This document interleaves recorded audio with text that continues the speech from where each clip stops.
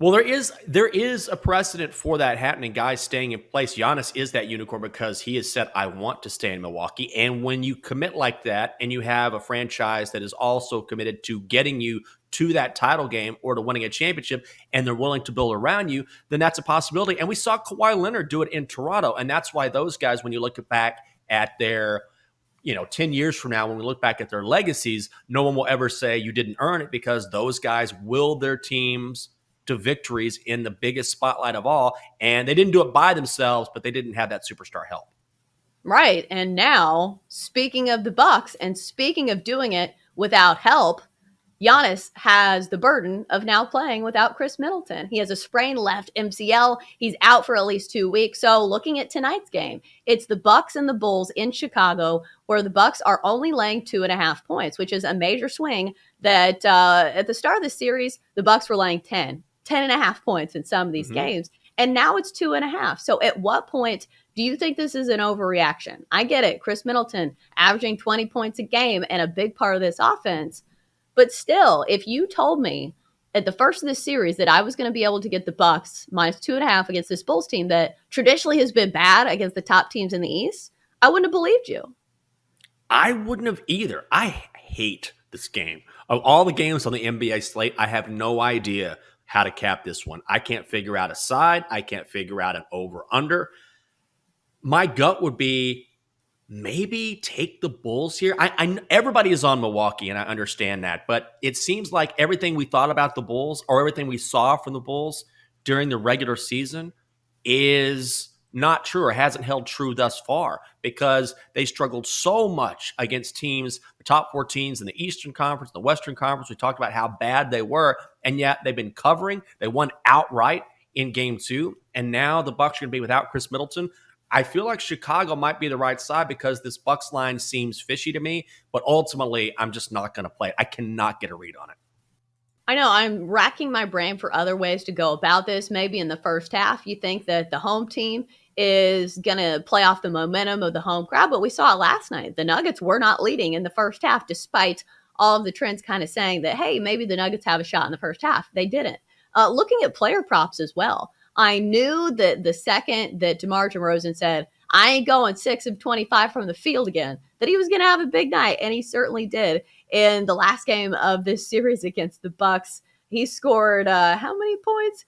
41 points against these very Bucks. But his points prop right now at BetMGM is set for 29.5. So if you do think he's going to have another big game, I guess he gets 30. He certainly had a lot of big scoring performances this season. Yeah, I mean, maybe he does. If the Bucks are going to cover this number, we're going to have to see a Nikola Jokic-esque performance from Giannis. He's going to have to do everything. Chris Middleton, I think, Chelsa, is such a huge loss for this Bucks team. And I understand this is a deep Bucks team, and top to bottom, they have a lot of guys who can contribute. But I think Chris Middleton is perennially underrated. He's that guy when he is on and his stroke is hot. He can score with some of the best in the NBA, and I think they're going to need him here because one thing the Bucks or the Bulls do pretty well is they play some pretty decent defense, particularly with Alex Caruso in the lineup. So it's hard for me to find a side here, but we're going to have to see Giannis go off tonight. And knowing Giannis, he may well do that. And looking over the last 2 seasons, the Bucks are 86-34 when Giannis, Middleton, and Drew Holiday are all on the floor together. So he certainly makes a difference to this lineup. And sometimes when you see a spread this short, it means buyer beware. We saw this with the Raptors and Sixers game in Toronto. When the dog had the home court, that game went into overtime. Despite the Sixers covering, it was definitely a sweat. Let's move on to the Heat and the Hawks. The Hawks, 1.5-point dogs at home, where they have played much better. However, it's been all Heat this series as Miami leads this series 2-0. Jenks, do you think the tide turns for Trae Young and the Hawks when they're playing in Atlanta?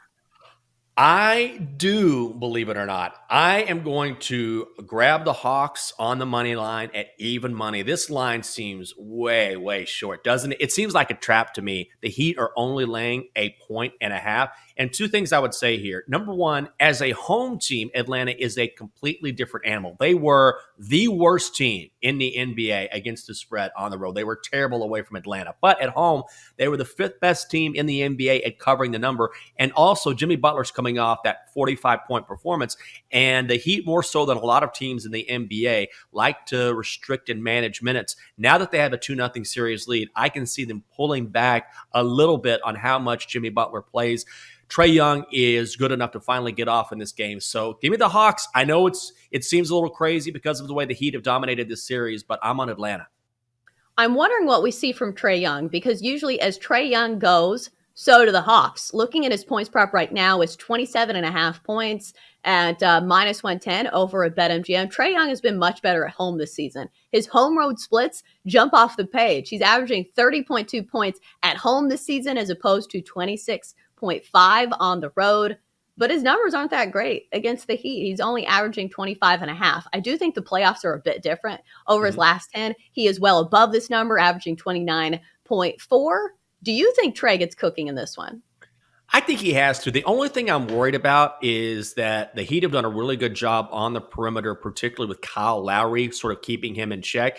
And Trae Young got a technical in game 2. He was snapping at the officials. He complained after the game that he wasn't getting the calls he thought he should get. You can't think that way. You can't have that mentality in the playoffs. You just have to go out and get yours. That's the difference between a young player like Trae Young and someone like Kevin Durant. When he's been struggling that series against the Celtics, he said, I just got to go out there and score. It's on me. If you're Trae Young, you have to say, it's on me. Don't worry about the calls you're getting or not getting. Go out there and perform. I think he does that tonight. All right, we got to head out west, or I guess it's not far west. It's just to New Orleans, where the Suns and the Pelicans are going head to head. This series just got interesting because Devin Booker now out 2 to 3 weeks with a grade 1 hamstring strain. The Suns minus 1.5. Total is 216.5. Jenks, what are we thinking here? Once again, I'm not going to bet this game. I would take Pelicans on the money line. I think there's going to be a huge adjustment for the Suns without Devin Booker. God, I hate this play too. The NBA is so tough this time of year. It was tough during the regular season, but I need to see how the Suns adjust without Booker because when he is on his game, he is one of the best scorers in the game. I said this earlier. He scored 31 in the first half of game 2. And now the Pelicans have the momentum. They're going to be at home.